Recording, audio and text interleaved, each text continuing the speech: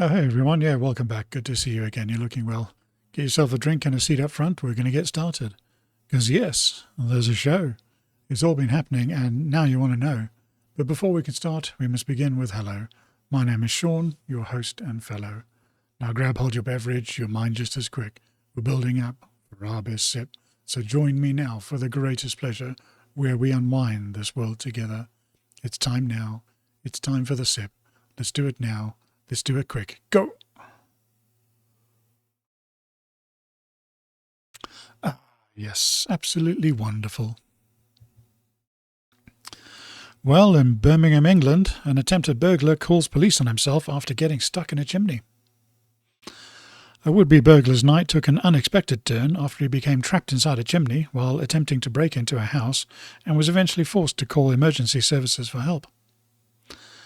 According to authorities, the man chose what he apparently believed was a discreet entry route, the chimney.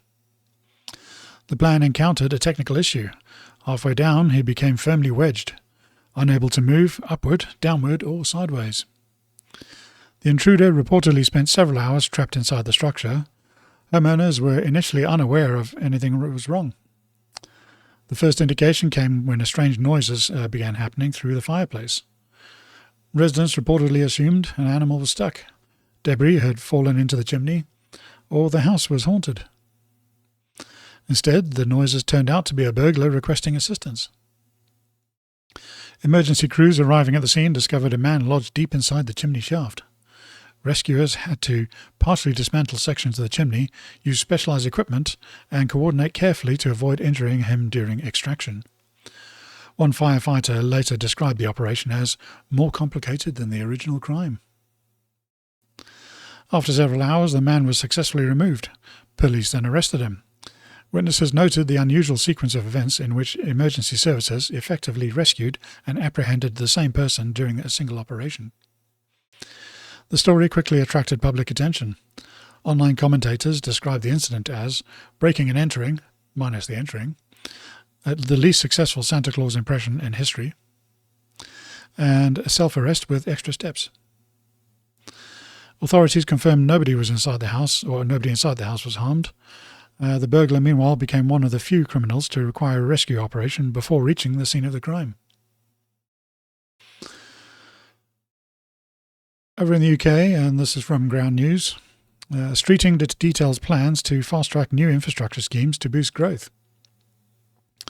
On Tuesday, West Streeting unveiled plans to overhaul planning laws and fast-track infrastructure projects, making a direct challenge to Prime Minister Sir Keir Starmer's leadership amid a gathering threat of a Labour Party leadership challenge. Streeting intends to bypass local objections and permit new drilling in North Sea fields, Jackdaw and Rosebank, contrasting with Greater Manchester Mayor Andy Burnham's focus on devolution 2 days before the Makerfield by-election. Under Streeting's proposal, infrastructure projects would receive a decision in principle consent via Parliament, with environmental consultations deferred, while he aims to recruit 20,000 scientists, engineers and AI experts to support Britain's growth. Citing the stalled Hinkley Point development, Streeting argued that if Parliament can act to save British steel, it should prioritise infrastructure by passing emergency laws for data centres and transport schemes. These proposals would overturn Miliband's fossil fuel production ban and expand on reforms attempted by Rachel Reeves. Streeting claims such aggressive measures are necessary to restore Britain's future prosperity. And this kind of follows on from my comments yesterday and last week about energy and infrastructure. It seems there is one Labour candidate who is at least recognising the problem. He is plugging for a leadership bid, though, and he's not the most popular Labour candidate. So we can't really be certain how serious he is about it. It's not exactly unknown for UK politicians, especially Labour politicians, to say the one thing and do another. Labour leaders are all Fabians, after all. Where Streeting is no exception, having been the vice chairman of the Young Fabians. At least this is a solid policy that would actually help the UK move forward. But I have my doubts if this wolf in sheep's clothing will actually do what he says. Also on the proposals, while I think that the overhaul of planning laws is probably going to help somewhat, there's no shortage of planning approvals. The main problem is investment.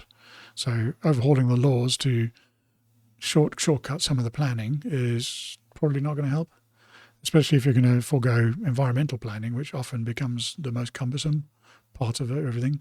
If you go to investors saying, I've done everything with the environmental plans done, and I've done everything without the environmental plans done, if they're not investing already, they're probably not going to be investing in the new one either. So I don't think Labour really has any chance of winning the next election. I very much doubt there will be a Tory or Labour government for the next 2 terms at least. But national elections are two years away still, and that is a lot of time for things to change. But the Makersfield election, the local by-election, is on Thursday, and that's the one that Rupert Lowe is currently contesting as well.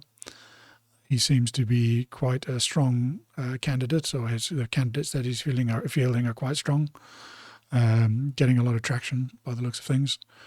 And we'll wait and see what happens there, because if a Restore Party can take power in that area, in that district, that will block it'll block Andy Burnham's appointment, which will mean that he has no real path to become Labour leader, and that would be quite good, I think, for the country. One thing is for sure is that promises don't mean results. These are nice things to say, but you can't really take things that the Fabian politicians say seriously anymore. That ship has sailed, I think. A lot of people are starting to recognise that these secret clubs that these politicians belong to, they're more in charge than the voters. So, also from ground news, 2 Ukrainian men guilty of arson attacks against Keir Starmer. On Monday, a jury at London's Old Bailey Court found Roman Lavronovich and Stanislav Karpiuk guilty of conspiracy to commit arson, targeting properties linked to Prime Minister Sir Keir Starmer.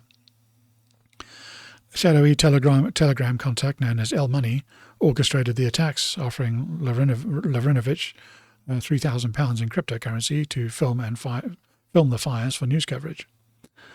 Over 5 days, the defendants targeted a Toyota 04, a house in Kentish Town, and an Ealington Street property, posing significant risk to the occupants sleeping inside. Commander Helen Flanagan of Counter-Terrorism Policing London stated that the attacks lacked ideological motivation, describing the defendants as criminal proxies acting solely for cause concern and disruption. Justice Garnham remanded the pair into custody for sentencing on Friday, while fellow Ukrainian Petro Poshnuk was acquitted of the same conspiracy charge. And still on the same subject, basically, from the BBC, Russia was behind the arson attack targeting PM, BBC reveals.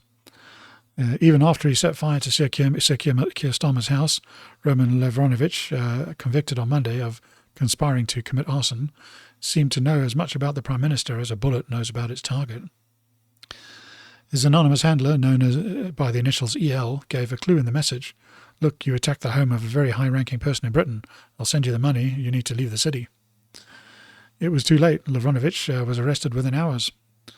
The 22-year-old Ukrainian builder has been weaponized to target the UK's head of government, but by who? Our investigation has found that the arson attack was just one part of an extensive campaign of sabotage, provocation and lies, leading all the way to the Russian state. So, here we have it again, Russia. But there seems to be some fairly scant evidence of it being linked to Russia this time, though a lot of it is circumstantial. The main claim that the handler in the group happens to have the same initials, EL, as the son of a senior Russian diplomat. Apparently he has been in training at specialised colleges in the highest levels of information warfare. Now, I have no doubt that the state actors are involved in shenanigans, and this could quite possibly be that. One piece of information that seems to spread, pardon the pun, at the time, was that these men were actually rent boys. So much so that Keir Starmer finally got the nickname of Queer Starmer. But there are a few things I'm not so sure about with the story. If he was so highly trained, why did he use his real name and initials? That just seems odd. The main culprit admitted to setting the fires, so for that you should definitely be going to prison regardless of any sketchy links. There were 3 fires at 3 separate residences in total, all properties linked to Keir Starmer in some way, but all occupied by people who were not Keir. So yeah, that gets a big fat no on that one.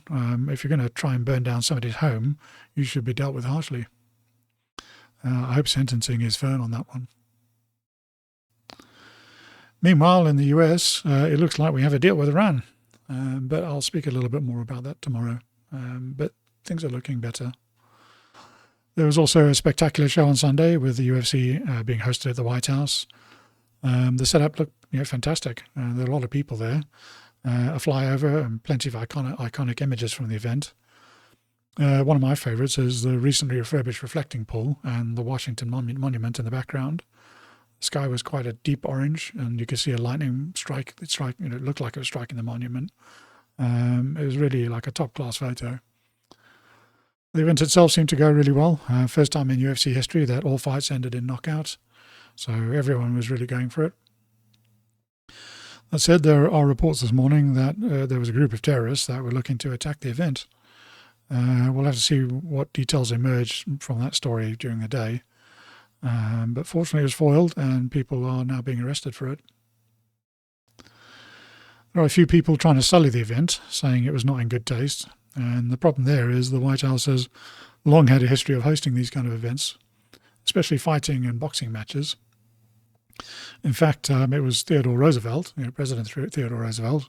He not only hosted the matches, but he insisted on participating in them himself. So, he thought that was incredibly important to show the strength of the country and to, actually get stuck in, basically. And that's certainly more respectable than Joe Biden, who was hosting transvestite stripper events there. Those people have the gall to say that, this is in bad taste. Let go, Brandon. And yeah, it was also, President Trump's birthday over the weekend. So, happy birthday, Mr. Trump, President Trump. It was all looked like it went off, quite well. And I think he's in France now for the G7 at the moment. So, that's hopefully had time to celebrate as well. And that kind of brings me to the end of my notes. And all I'll say now is, if you find yourself stuck in someone else's chimney with no way to get out of it, perhaps it's a good moment to reflect on life choices. Most of the time, these things seem like a great idea, can turn into the worst ideas when done too hastily. Life can often be easier if you just use the front door. And with that, I wish you well and say see you later. Cheers.